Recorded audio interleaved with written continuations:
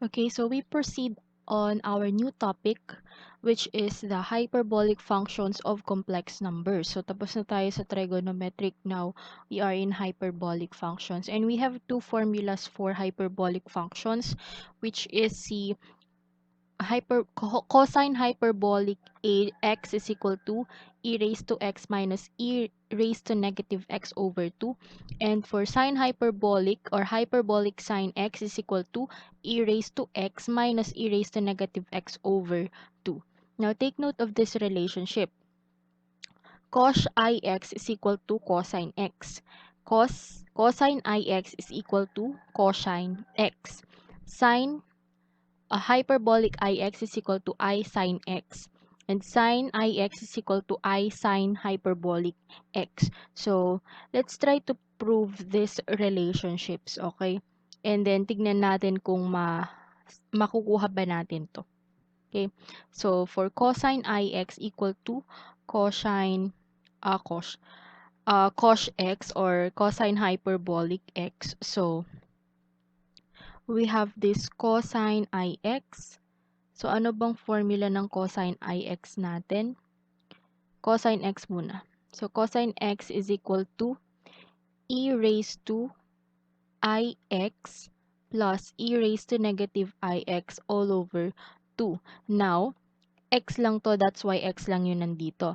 If we change si x with ix, ibig sabihin lahat ng x dito papalitan natin ng ix. So, this will be equal to e raised to I times ix plus e raised to negative I times ix all over 2. And then, we simplify. So, this will be equal to I squared is equal to negative 1. So, this will be equal to negative x, e raised to negative x, and then plus e raised to negative I times I, that is I squared. And I squared is equal to negative 1. So, negative times negative, that will be positive all over 2. And take note that cosine ix is equal to cos x. Therefore, this is also equal to cosine hyperbolic x. So, tama tayo sa part na to. Okay? And now,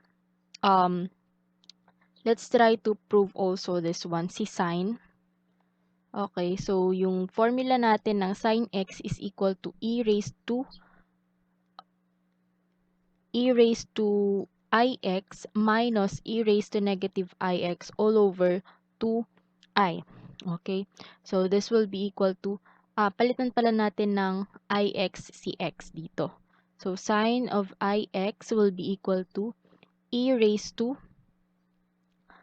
I times ix minus e raised to negative I times ix all over 2i. So, this will be equal to e raised to, this is negative 1 times x, that is negative x, minus this is negative 1 times negative, that is positive 1. So, e raised to x all over 2i. So, that is sine ix. However, yung formula natin ng sine hyperbolic is walang I sa baba, walang imaginary part sa baba. So, how can we eliminate yung I dito? Of course, multiply natin ng 1, which is si I over I. So, parang wala rin tayong binago. Okay? So, tuloy natin dito. This will be equal to, our sine ix is equal to, that is I times e raised to negative x minus e raised to x all over 2i squared, and I squared is equal to negative 1. So, this will become negative. So, this is I times e raised to negative x minus e raised to x all over negative 2. And then, isolate natin si negative natin or tanggalin natin.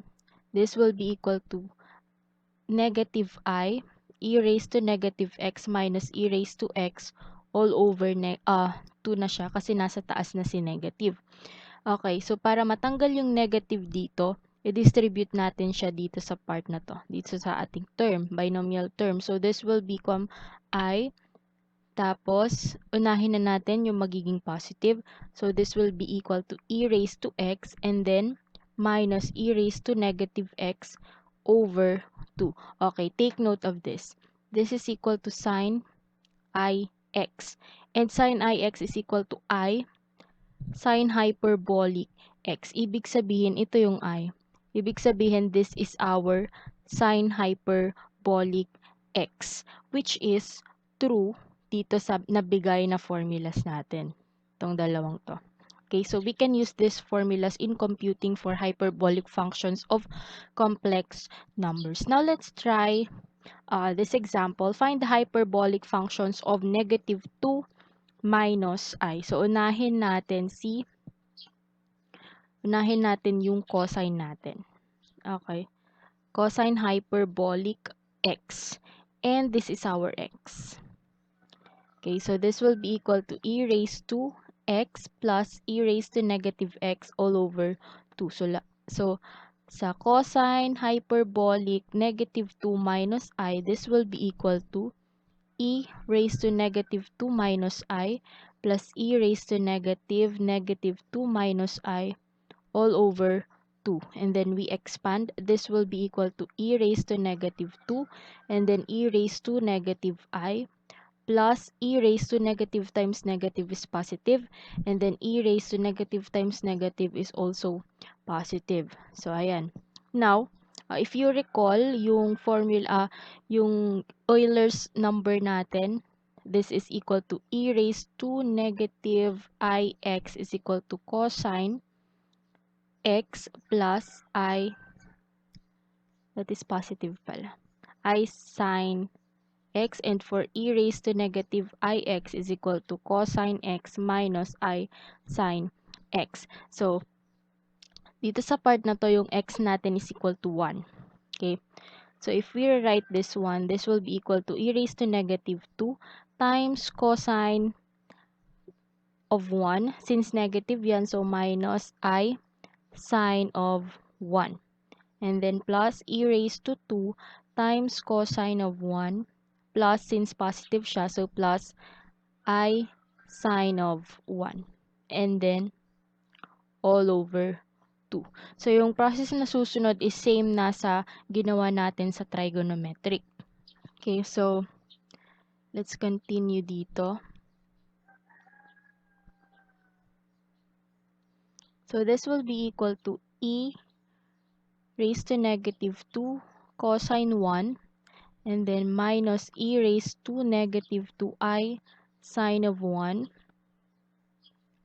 Yan. And then plus e raised to 2 cosine of 1 and then plus e raised to 2 I sine of 1 and then over 2. So, let's combine yung mga real and yung imaginary.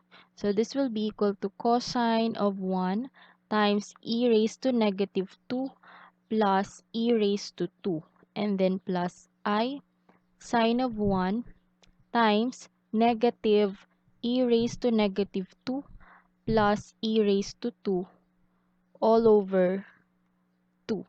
Okay, so from there, pwede na tayong mag-simplify. So, if you solve for cosine 1 times e raised to negative 2 plus e raised to 2, that will be equal to 4.07. So, that is 4.07. And for this one naman, that will be equal to positive 6.1 I. And then over 2. Now, for our cosine hyperbolic negative 2 minus I, this is equal to 2.04 plus 3.05 I. So, this is the value. So, you can compute this sa calculator nyo na lang. Okay. So, next, we have to solve for, we are going to solve for sine hyperbolic naman. So, at sine hyperbolic x, this is equal to e raised to x minus e raised to negative x all over 2. Okay. So, meron tayong x equal to negative 2 minus I. So, replace natin lahat ng x with negative 2 minus I. and then minus e raised to negative 2 minus I all over 2. So this will be equal to e raised to negative 2, then e raised to negative I, minus e raised to 2, and then e raised to I over 2. So this will be equal to e raised to negative 2 times cosine of 1 minus, since negative siya, minus I sine of 1, and then minus e raised to 2 times cosine of 1 plus I sine of 1, and then over 2. So we simplify further. This is equal to wait lang. This is equal to e raised to 2, or e raised to negative 2, I should say. So e raised to negative 2 cosine of 1 minus e raised to negative 2 I sine of 1, and then minus e raised to 2 cosine of 1, and then minus e raised to 2i sine of 1. So, dinistribute ko lang si negative dito sa part na to. And then over 2. Now, we combine like terms. This will be equal to cosine of 1 times e raised to negative 2 minus e raised to 2, this one. And then plus I sine of 1 times negative e raised to negative 2 minus e raised to 2 all over 2. Now, if we compute this on our calculators, this one will be equal to negative 3.92. Okay? And for this one naman, that will be equal to negative 6.33 I, and then all over 2. Therefore, our sine hyperbolic negative 2 minus I is equal to negative 1.96 minus 3.17 I. Okay? So, that is the hyperbolic functions of negative 2 minus I, which is si cosine hyperbolic and sine hyperbolic lang.